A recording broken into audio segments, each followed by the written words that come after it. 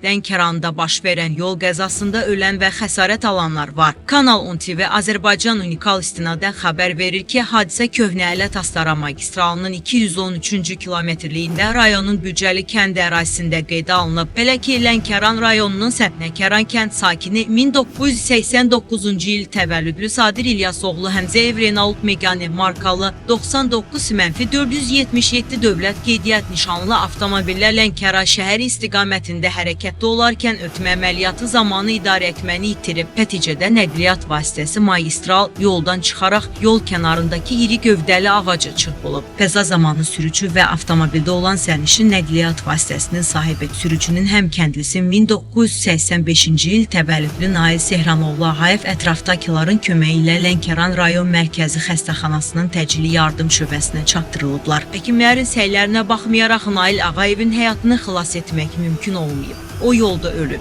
Sadir Həmzəyevin müalicəsi isə xəstəxanada davam etdirilir. Meyit daxili və xarici müayinə olunmaq üçün məhkəmə tibbi ekspertiza və patoloji anatomiya birliyinin Lənkəran rayonlar arası zona mərkəzinə təhvil verilib. Bu faktla bağlı araşdırma aparılır.